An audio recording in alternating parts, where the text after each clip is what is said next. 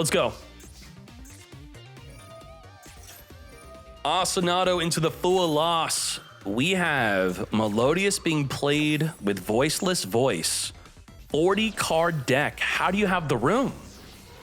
Surely you'd have to be making compromises somewhere. How many hand traps are you not playing?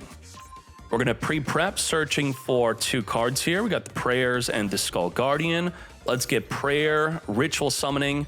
Now, the Fool Loss only cares about the deck and extra deck, so playing a deck like Voiceless to play around Fool Loss, great idea as we summon from the hand. Well, we drew into a Maxi thanks to the Fool Loss. Big problem. Tributing off the Botcha. Botcha could reborn from the graveyard, but that would... There's the Swap Frog. That would be helping them because of Maxi. So we do not want to be doing that, but another thing under Fool Loss, which would have been okay. We have Low of the Prayers setting up into the back row, Radiance of the Voiceless Voice. Blessing is now here. Now, despite getting Fool Lost and Max Seed, not many decks can say that the opponent will only have 6 cards after you setting up how many forms of disruption. We have Negate Anything, we have Pop Anything on the field, we have Ritual Summon to negate an inherent special summon, like let's say, waiting for them to summon a gigantic Spright, then completely negating the summon. We have Triple Disruption, and they didn't really gain that much. Now, Swap Frog is fully unlimited thanks to the new ban list, so Oviduke's been waiting for a very long time to finally play this deck. Let's see what's good. Mutant 5 is going to very quickly get negated as on summon we're trying to add a mutant card from our deck. Add a mutant monster, negated and destroyed. We got 2 more disruption.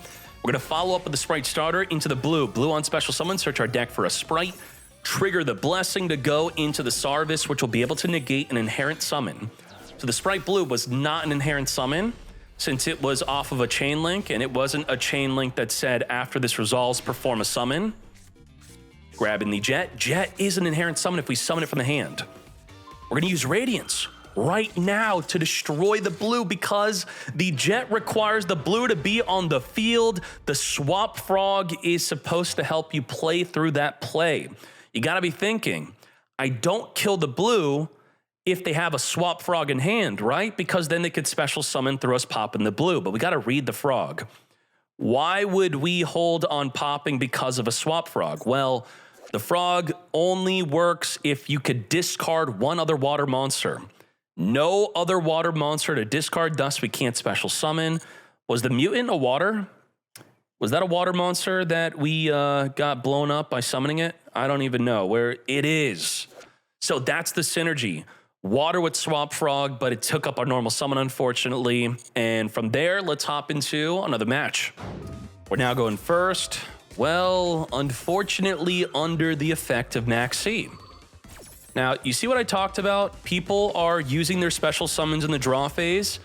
If we shotgunned our Max C, they could then chain the E-Telly to the Max C. So hold your Max C and your Fool Loss for the standby phase instead. Ogre is a disruption while on the field, but it's gone now. So, okay, we do have double imperm. The Caddy is also a form of disruption, as when they summon, it could turn into a negate. We got the Botcha here, mate. You could imperm negate the Botcha. We're going to also trigger the Caddy. Orange Light, negate and destroy the Caddy. Imperm, negate the Botcha from summoning from the deck. Negate. Nicely done. We do have 1 imperm left. And then the Fool Loss will be activatable after the imperm. Let's see what's good. Pre-prep searching for 2 cards here. Get ready. Off of these 2 cards, we are now going to be Blessing into the imperm column potentially here. What's going on with that? We're going to add our Low. Barrier of the Voiceless, searching for our Saphira's Feet. Saphira now going to be searching our deck for another Skull Guardian after sending a ritual spell from the deck to the grave, activating to Ritual Summon to come forth and show cards to the Skull Guardian for our final moment to use our imperm. Once the Low hits the field, we could not use the impermanence. Now, negating the Blessing here, not too big of a deal on summon. It could trigger the Blessing to summon the other Skull Guardian. Sure. How much damage? We got 45, 50 on the field. Prayers of the Voiceless. Does Botcha have anything to reborn? We do have Refrain, right? Because how would we have summoned the Botcha? Botcha trigger, reborn itself into defense. Does it have to go into defense? What the Botcha? Botcha in D. Yeah, it does. We can't attack with whatever we summon there. That'd be too broken, apparently, as we then make a Masquerena. Use the Radiance into now our last-ditch effort, our final card. Fool Loss into a negate. I don't think so, mate. Oh boy. Thankfully, the other Skull Guardian is negated from being boosted up to 4,100 attack, but that does not matter. It just like that, Sarvis alongside 4,100 Skull Guardian, lethal damage. Damn. Max freaking C is pretty good. Even with it being semi-limited, we still see it everywhere. Again, Orange Light dead, Droll is not dead. Droll onto the Ash, I would say, is a great play. Ash is now not able to search for a Poplar, completely ending their turn.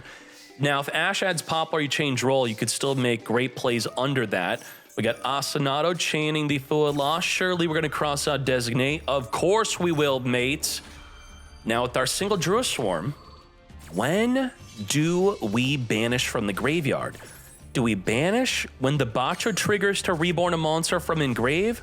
Do we banish the Shapina targeting to add back from engrave? Let's find out. Well, the Orange Light's actually just going to negate whatever you attempt to do, and we in fact are trying to banish the Shapina target, not waiting for the Botcha. Negate.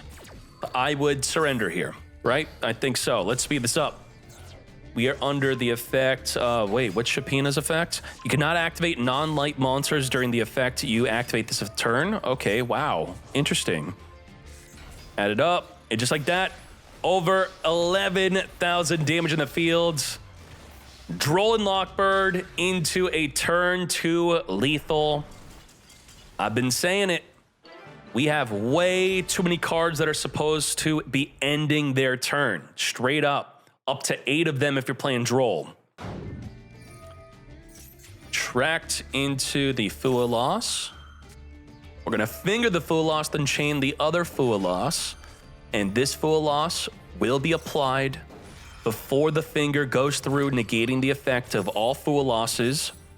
And just like that, you can see in the lingering effect window, Fool Loss is negated, but we also have the lingering effect of Fool Loss, which is not negated. So if this were to have resolved and then you activate a Fool Loss, it would of course not work. It would not apply the lingering effect. And because of that, we don't normal summon Veiler, we don't go into Requiem, we don't summon from the deck. The Fool Loss has successfully ended our turn, just as a Droll in Lockbird ended our turn previously. We have 2 Max C, 3 Fool Loss, maybe up to 3 Droll and Lockbird. How many Nibirus? Let's say we have 3 Nibirus. That's like 10 to 11 cards that say end your turn right then and there. Just stop playing, pass it to me. And can we win through double Veiler plus a Bestial? The Bestial is best used when either the Engraver Engrave activates to reborn or when a Lacrima targets the Engraver Engrave to reborn or add back to the hand. Let's see how disruptive that will be. We also top decked into our Droll. Let's add the track. This would be a good time to Droll, if the opposing player had the Droll, that is. But after this, if you were to Droll right now, it's not even that good. The Droll stopping the activation of the track is only then when it's so good. Because we're going to be able to make all these plays under the effect of something like a Droll. So if you were under, let's say, a Max C, you'd want to Droll yourself. We have Requiem equipping onto the Engraver, which could send the Lurie, which then potentially opens us up to playing into, let's say, an Impermanence. So you do want to potentially be careful about that. We did activate the Bestial in response to the Engraver activating to reborn it from Engrave. Just like that, normal summon the Droll and Lockbird. So the 1-card combo did get stopped by a Bestial, but then we just turn it into a 2-card combo. Now the best time to Imperm or Veiler is on the sequence. Perfectly done. Well done to you, Muffer. There's no other play. That's it. Yup, we're out of juice. We have a Dead Chamber, and we just have the Nibiru. And a great way to play into a Nibiru is with a card like Draconet summoning from the deck into a white dusted. the proudest of them all, turns itself into a Requiem, which then summons into an Engraver. We're at 4 summons here. Uh-oh. Uh-oh. Summon number 5 on the sequence. Sequence is going to be returning cards in the grave back in the deck to fusion summon into our Lacrima. Lacrima is going to be summoning itself on the field. You have to Nibiru now. This will be an Apollo USA or a Caesar, which will immediately be able to negate the Nibiru. You cannot wait. Wipe the field. And does Nibiru now win the whole duel? 6,800 defense token. That is a problem. How do we deal with that token? Well, we do have Engraver plus equip the Requiem to deal with the token, so it's actually not a problem. None whatsoever. We could actually try to Valor the Engraver. I mean, Valor, Engraver, taking out the token. Is that actually a play? No, we're going to hold on to that Valor. We're going to wait for the sequence to then, I would say this is proper. This is when you'd want to let the token die, negate the sequence. Nicely done. Negate. We really wanted to. We could get Desiree Engraver to trigger to then spin back the token. We have nothing left. We got nothing. We do have the continual recursion of the Engraver every single turn, but we have it also. With our own Engraver returning the Lacrima back, Engraver equipped, send the sequence to the grave. We have normal summon Maxi. These hand traps being normal summon to make sequence, that has been their best purpose within this duel. Continually making the sequence. Holy mo, what? Wait, well, what? What? Summon Lacrima, no effect? What? We had nothing to add back. Wow. To make the sequence play, we had to return the Engraver back in the deck. So what went wrong here? What went wrong is, I guess we didn't have a way to get the Requiem back into the extra deck to then get another body from the deck onto the field because we returned the sequence back instead. Uh-oh. What do? Now we go into our Requiem, main phase 2. We could still make a Caesar here. All right, not so bad. Or a Little Knight instead. Little Knight over Caesar. We have Lars instead of Caesar. Interesting. Little Knight does banish and get rid of the opposing player's Engraver. Plus burning for that 1,200, recycling again. We do have to worry about their Engraver continually resummoning itself back in the field. We have Nightmare Pain plus the Squirmer. We're going to be popping the Squirmer, searching our deck for the D-Lotus. D-Lotus will be jumping off the field to summon from the deck, come forth into Spirit of Yubel. It's not until turn 6 do you actually know what your opponent's playing. Huh? Otherwise, there was nothing else telling you that they were playing Yubel. All right. Banish away, return back on the field. You do have to attack into the Spirit of Yubel. That will be a 1,600 reflected damage. Now, a lot of people forget that the D-Lotus is a form of disruption. Thus, we couldn't have Little Knight swung into it because we have to swing into the Spirit of Yubel. Your effect is now destroy a Yubel we control. So, pop in the Spirit of Yubel to summon a Yubel, and now that Yubel double reflects the 1,600 damage into 3,200 damage. We do not want to have any part of that nonsense. We are done. Thank you very much. And just like that, 2-0 victory.